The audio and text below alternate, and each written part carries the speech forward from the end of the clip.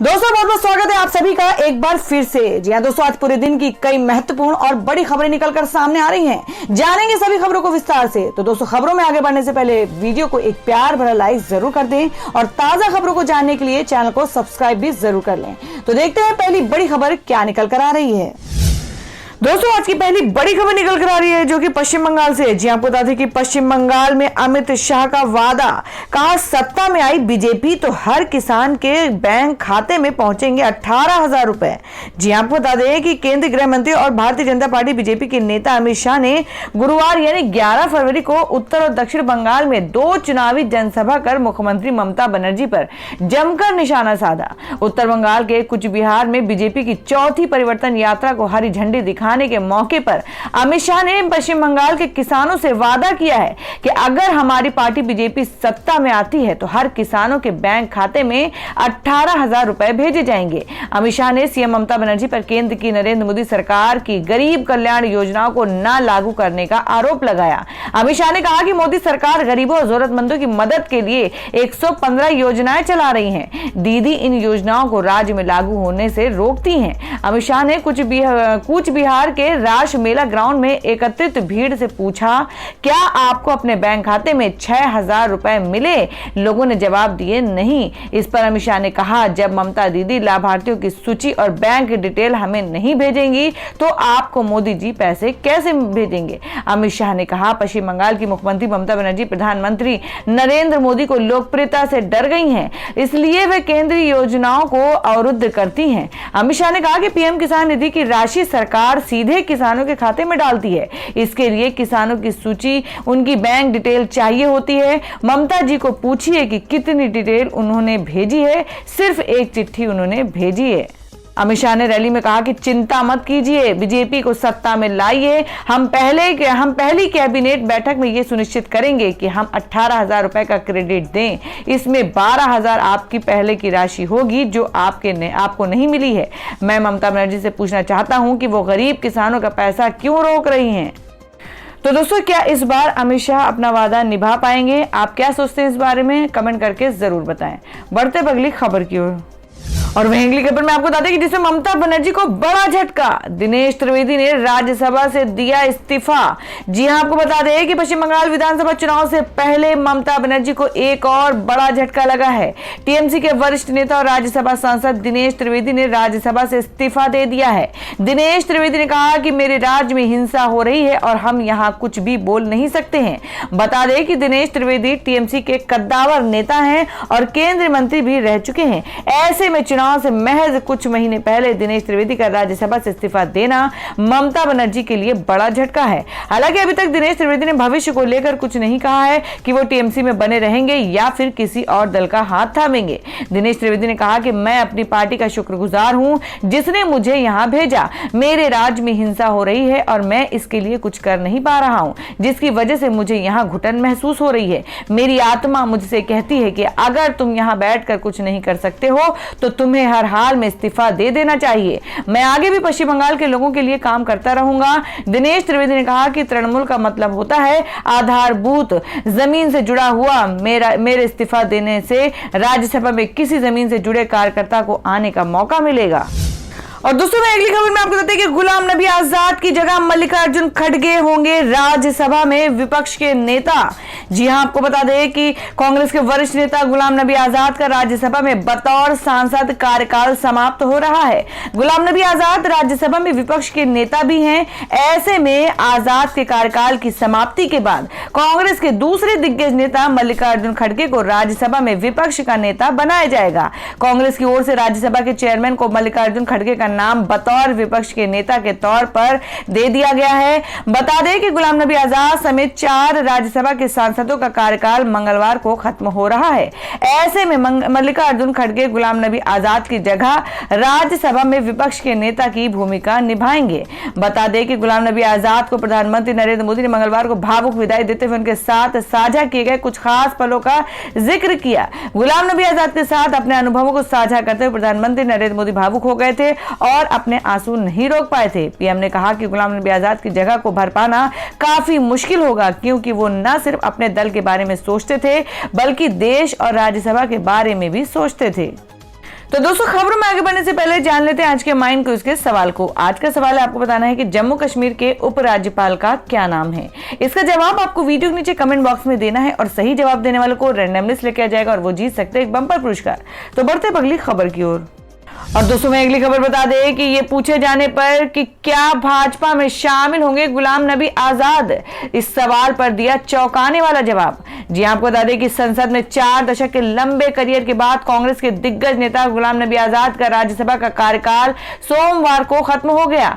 संसद से विदाई के मौके पर प्रधानमंत्री नरेंद्र मोदी के एक पुरानी घटना को याद करते हुए गुलाम नबी आजाद की तारीफ की और भाषण देते समय भावुक हो गए। वहीं अपने विदाई भाषण में गुलाम नबी आजाद ने कहा कि एक हिंदुस्तानी मुसलमान होने पर उन्हें गर्व है। इसके बाद से कयास लगाए जा रहे हैं कि क्या गुलाम नबी आजाद भाजपा के साथ अपनी नई राजनीतिक पारी शुरू करेंगे। अब खुद गुलाम नबी आजाद ने इस सवाल का जवाब दिया है। आपको बता दें, कुछ मीडिया की खबर के मुताबिक गुलाम नबी आजाद से जब उनके भाजपा में शामिल होने की अटकलों के बारे में पूछा गया तो उन्होंने कहा, मैं भारतीय जनता पार्टी में उस वक्त शामिल होऊंगा जब हमारे कश्मीर में काली बर्फ गिरेगी। भाजपा ही क्यों, उस दिन तो मैं किसी भी पार्टी में शामिल हो जाऊंगा। जो लोग ऐसा कह रहे हैं और इस तरह की अफवाह फैला रहे हैं कि मैं भाजपा में जाऊंगा, वो मुझे अभी जानते ही नहीं है। जी आपको बता दें कि गुलाम नबी आजाद ने संसद की एक घटना का जिक्र करते हुए कहा, जब राजमाता सिंधिया विपक्ष की उपनेता थी तो उन्होंने संसद में खड़े होकर मेरे ऊपर कुछ आरोप लगाए। मैं तुरंत उठा और कहा कि इन आरोपों को मैं काफी गंभीरता से लेता हूं और सरकार की तरफ से इस मामले की जांच के लिए एक समिति बनाने का सुझाव देता हूं, जिसकी अध्यक्षता अटल बिहारी वाजपेयी करेंगे और लाल कृष्ण आडवाणी उसके सदस्य होंगे। मैंने कहा कि यह कमेटी 15 दिनों के अंदर रिपोर्ट पूरी करे और जो भी सजा मेरे लिए तय हो मैं उसके लिए तैयार हूं। इसके बाद अटल बिहारी वाजपेयी ने खड़े होकर कहा कि वो सदन और गुलाम नबी आजाद से माफी मांगते हैं। उन्होंने कहा कि हो सकता है कि राजमाता सिंधिया गुलाम नबी आजाद को नहीं जानती हो, लेकिन मैं जानता हूं। वहीं गुलाम नबी आजाद से पीएम मोदी से उनके संबंधों के बारे में पूछा गया तो उन्होंने कहा कि हम दोनों एक दूसरे को 90 के दशक से जानते हैं। हम दोनों ही अपनी अपनी पार्टी में महासचिव थे और अक्सर टीवी पर अलग अलग मुद्दों पर डिबेट भी करते थे। इस दौरान हम दोनों के बीच तीखी बहस भी होती थी, लेकिन अगर हम जल्दी पहुंच जाते थे तो साथ में चाय पीते थे और बातचीत करते थे। बाद में हम एक दूसरे को मुख्यमंत्रियों के तौर पर जानने लगे और प्रधानमंत्री गृह मंत्री की बैठकों में मुलाकात भी होती थी। लेकिन संसद में हम दोनों के भावुक होने की वजह यह नहीं थी कि हम एक दूसरे को अच्छी तरह से जानते हैं, बल्कि 2006 की वो घटना थी जिसमें कश्मीर में गुजराती पर्यटकों की एक बस पर हमला हुआ था। और दोस्तों, में अगली बड़ी खबर निकल कर आई जो कि किसान आंदोलन को लेकर है। जी आपको बता दें कि 3 राज्यों की 7 महापंचायतों में कृषि कानून के खिलाफ हुंकार भरेंगे राकेश टिकैत। जी आपको बता दें कि केंद्र के नए कृषि कानूनों के खिलाफ जारी आंदोलन के लिए समर्थन जुटाने को लेकर भारतीय किसान यूनियन के नेता राकेश टिकैत हरियाणा, राजस्थान और महाराष्ट्र में किसान महापंचायत में शामिल होंगे। ये रविवार से शुरू होने जा रही है। बीकेओ के मीडिया प्रभारी धर्मेंद्र मलिक ने बताया कि किसानों की बैठक संयुक्त किसान मोर्चा के संपर्क कार्यक्रम का हिस्सा है। ये 23 फरवरी को संपन्न होगी। उन्होंने बताया कि किसान महापंचायत हरियाणा के करनाल, रोहतक, सिरसा और हिसार जिले में, राजस्थान के सीकर में और महाराष्ट्र के अकोला में करने का कार्यक्रम है। पिछले साल सितंबर में लागू किए गए 3 कृषि कानूनों को रद्द करने की मांग करते हुए दिल्ली की विभिन्न सीमाओं पर हजारों की संख्या में किसान नवंबर से डेरा डाले हुए हैं। वे न्यूनतम समर्थन मूल्य की गारंटी देने वाला नया कानून बनाने की भी मांग कर रहे हैं। बीकेयू के राष्ट्रीय प्रवक्ता टिकैत दिल्ली उत्तर प्रदेश सीमा पर स्थित गाजीपुर में प्रदर्शनकारियों का नेतृत्व कर रहे हैं। उन्होंने किसानों से मांगे पूरी होने तक अपना आंदोलन समाप्त नहीं करने की अपील की है। तो दोस्तों, जिस तरीके से देश भर में लगातार किसान आंदोलन चल रहा है, उसमें आप लोगों की क्या राय है? आप अपनी राय कमेंट बॉक्स में जरूर दें। बढ़ते अगली खबर की ओर। और दोस्तों, में अगली बड़ी खबर निकल कर आ रही है। आपको बता दें कि देर रात भूकंप के तेज झटकों से आधा देश कांपा। दहशत में लोग, अभी सावधान रहने की जरूरत। जी हां, हम बात कर रहे हैं कि उत्तराखंड में आई जल प्रलय के बाद अब शुक्रवार को एक बार फिर भूकंप ने आधे देश को हिला दिया। जम्मू से लेकर उत्तर प्रदेश और राजस्थान से लेकर बिहार तक धरती ऐसी डोली कि लोग सहम गए। भूकंप के तेज झटके राजस्थान, हरियाणा, दिल्ली, नोएडा, गाजियाबाद, हिमाचल प्रदेश के कई जिलों के साथ ही पटना तक महसूस किए गए। हालात ये रहे कि लोग अपने घरों से बाहर निकल आए। भूकंप के झटके 1 मिनट से लेकर 2 मिनट तक 3 बार महसूस किए गए। तीनों ही झटके रुक रुक कर आए। हालांकि शुरुआती झटके आने के बाद ही लोग सुरक्षित स्थानों की तलाश में घरों और दफ्तरों के बाहर निकल आए। जानकारी के अनुसार भूकंप की तीव्रता 3 से लेकर 6.1 तक मापी गई है। इस दौरान पंजाब, हरियाणा और हिमाचल में तीव्रता काफी अधिक मापी गई। नेशनल सेंटर फॉर सिस्मोलॉजी के अनुसार अभी भूकंप के और झटके महसूस किए जा सकते हैं। ऐसे में लोगों को सावधान रहने की काफी जरूरत है। भूकंप के झटके महसूस होने के साथ ही दिल्ली के मुख्यमंत्री अरविंद केजरीवाल ने सभी को सुरक्षित होने की कामना की है। साथ ही सभी लोगों को सावधानी बरतने और ध्यान रखने की सलाह दी है।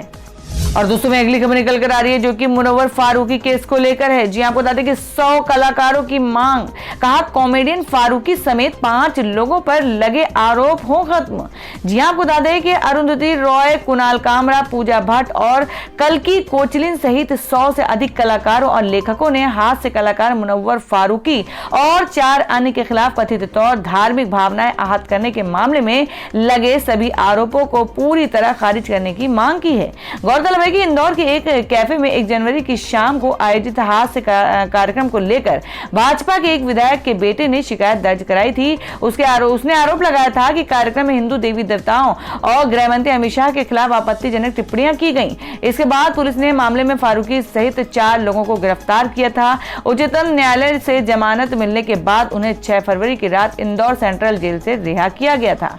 एक संयुक्त बयान जारी करते हुए 100 से अधिक कलाकारों ने फारूकी, नलिन यादव, प्रखर प्रयास, एडविन एंथोनी और सदाकत खान के खिलाफ सभी आरोपों को खारिज करने की मांग की है। ये रेखांकित करते हुए कि यह मामला भारत में स्वतंत्रता और अभिव्यक्ति की आजादी के अधिकारों को लेकर गहरी चिंता व्यक्त करता है। उन्होंने कहा कि फारूकी को हिरासत में लिया जाना या गिरफ्तार करना वर्तमान में देश में अभिव्यक्ति की आजादी की खराब सुरक्षा का संकेत देता है।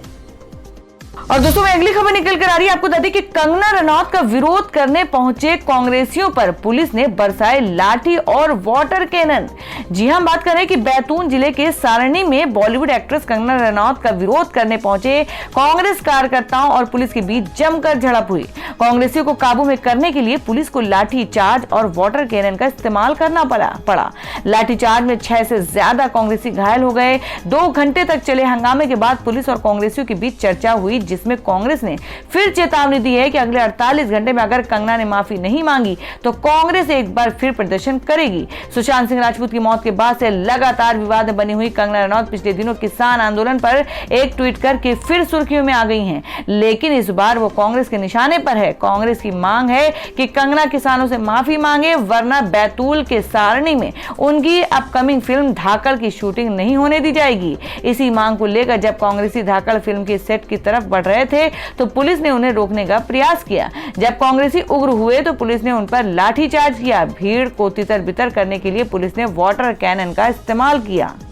और दोस्तों में अगली खबर में आपको बता दें कि संजय सिंह का मोदी सरकार पर निशाना, बोले ये देश को बेचने वाली सरकार है।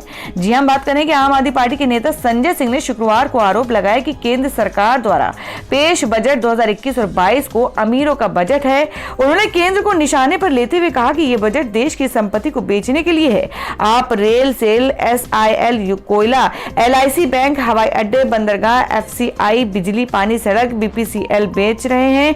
हमारे देश की संपत्ति किसी की निजी संपत्ति नहीं है, ये देश के 130 करोड़ लोगों की मेहनत से जोड़ी हुई संपत्ति है। संजय सिंह ने सदन में बजट पर बोलते हुए कहा कि देश की इस संपत्ति का सृजन 130 करोड़ भारतीयों ने किया है और ये निजी संपत्ति नहीं है जिसे बेचा जा सके, मगर आज इस देश में भाजपा सरकार इन्हें बेचने का काम कर रही है। ये देश को बेचने वाली सरकार है। आप संसद ने कहा कि प्रधानमंत्री ने 75 दिन से कृषि कानूनों के विरोध में आंदोलन कर रहे किसानों को आंदोलन जीवी कहकर उनका मजाक उड़ाया है। संजय सिंह ने कहा कि राष्ट्रपिता महात्मा गांधी का मजाक उड़ाया है। सरदार वल्लभ भाई पटेल, बाबा साहब अंबेडकर, शहीद भगत सिंह, शहीद अशफाक उल्लाह खान, डॉक्टर राम मनोहर लोहिया और बाबा साहब भीमराव अंबेडकर का मजाक उड़ाया है। अभी तक इस आंदोलन में 170 से अधिक किसानों की मौत हो चुकी है। हमें फख्र है उन आंदोलनकारियों पर, उन स्वतंत्रता संग्राम सेनानियों पर जो अंग्रेजों के दलाल नहीं थे, जो अंग्रेजों से माफी नहीं मांगते थे। संजय सिंह ने कहा कि हमें क्रांतिकारियों पर, आंदोलन जीवियों पर पर गर्व है। वे लोग भाषण जीवी नहीं है। उन्होंने कहा कि सदन में चौधरी चरण सिंह का नाम लिया गया, लेकिन उनके अनुयायी दिल्ली की सीमाओं पर आंदोलन कर रहे हैं। आप उनकी सुन नहीं रहे, उनका मजाक उड़ा रहे हैं। जो लोग आंदोलन पर बैठे हैं वे भाषण जीवी नहीं है, जुमला जीवी नहीं है, वे आंदोलन जीवी है। उनका मजाक देश के लोकतंत्र का मजाक है। और दोस्तों में अगली खबर निकल कर आ रही गुजरात से। जी हां, आपको बता दें कि गुजरात में आम आदमी पार्टी को मिलता जन समर्थन। सूरत में 600 बीजेपी कार्यकर्ताओं ने ज्वाइन की आप। जी हम बात कर रहे हैं कि आम आदमी पार्टी ने जिन राज्यों में आगामी विधानसभा या फिर स्थानीय निकाय के चुनाव लड़ने का ऐलान किया है, उनमें से गुजरात भी एक है। इन दिनों आम आदमी पार्टी गुजरात, पंजाब, यूपी, गोवा और उत्तराखंड में जमकर चुनाव प्रचार कर रही है। इस बीच गुजरात में पार्टी को अच्छा जन समर्थन मिल रहा है और इसका अंदाजा इसी बात से लगाया जा सकता है कि गुरुवार को सूरत में बीजेपी के 600 कार्यकर्ताओं ने आम आदमी पार्टी का दामन थाम लिया। आपको बता दें कि आप यहां पर स्थानीय निकाय चुनाव की तैयारी कर रही है। हालांकि पार्टी ने विधानसभा चुनाव भी लड़ने का ऐलान किया है। आपने सूरत में सार्वजनिक रैलियों को संबोधित करना शुरू कर दिया है। इन रैलियों में पार्टी को लोगों का सहयोग मिल रहा है। गुरुवार को सूरत के पासोदड़ा इलाके में बीजेपी पेज के अध्यक्षों सहित लगभग 600 कार्यकर्ताओं ने आम आदमी पार्टी ज्वाइन कर ली है। साथ ही इन लोगों ने भाजपा अध्यक्ष के कार्ड को आम आदमी पार्टी के कार्यकर्ताओं ने पैरों तले कुचला। पेज के अध्यक्षों ने पार्टी के खिलाफ नाराजगी व्यक्त करते हुए अपने कार्ड सड़क पर फेंक दिए। और दोस्तों अगली खबर में जान लेते हैं क्या है देश भर में सोने और चांदी का ताजा भाव। जी आपको बता दें कि लगातार दूसरे दिन गिना सोने का भाव उच्चतर स्तर से 9,000 रुपए हुआ सस्ता। जी हम बात करें कि अंतर्राष्ट्रीय बाजार में 12 फरवरी को सोने का भाव सपाट स्तर पर नजर आ रहा है। मल्टी कमोडिटी एक्सचेंज पर सोने का अप्रैल वायदा भाव 0.7% की गिरावट के साथ 47,475 रुपए प्रति 10 ग्राम के स्तर पर रहा, जबकि चांदी का मार्च वायदा भाव 0.16% की बढ़त के साथ 68,600 रुपए के प्रति किलोग्राम के स्तर पर ट्रेंड कर रहा। जानकारों का कहना है कि अमेरिकी इक्विटी बाजार में मुनाफा वसूली और बिटकॉइन के भाव में तेजी के बाद सोने और चांदी की कमजोरी देखने को मिल रही है। और दूसरे अगली खबर में जान लेते क्या है देश भर में मौसम के ताजा हालात। जी आपको बता दें कि इन राज्यों में होगी लगातार 4 दिन बारिश और यहां पड़ेगी घने कोहरे की मार। जी हम बात करें कि मौसम विभाग ने अगले 4 दिनों तक देश के जिन हिस्सों में लगातार बारिश होनी है उसका पूर्वानुमान लगाया है। साथ ही कई राज्य ऐसे हैं जिनमें लगातार ना होकर बीच बीच में बारिश होती रहती है। कई राज्यों में 12 से 14 फरवरी तक घना और अत्यधिक घना कोहरा छाने का पूर्वानुमान लगाया गया है। मौसम विभाग के मुताबिक अंडमान और निकोबार द्वीप समूह और पश्चिम बंगाल और सिक्किम में 12 फरवरी को कुछ इलाकों में बारिश होने की संभावना है। वहीं अंडमान और निकोबार द्वीप समूह के कुछ इलाकों में 13, 14 और 15 फरवरी को भी लगातार बारिश होने की संभावना है। तो दोस्तों ये थी अब तक की सभी बड़ी खबरों की अपडेट्स। टुडे ब्रेकिंग न्यूज और लेटेस्ट खबरों को देखने के लिए हमारे चैनल को सब्सक्राइब जरूर कर लें, वीडियो को लाइक और शेयर भी जरूर कर दें अपने दोस्तों और रिलेटिव्स के साथ। तो दोस्तों फिर मिलेंगे काम की खबरों और सरकारी योजनाओं की एक और नई वीडियो के साथ। तब तक के लिए धन्यवाद दोस्तों।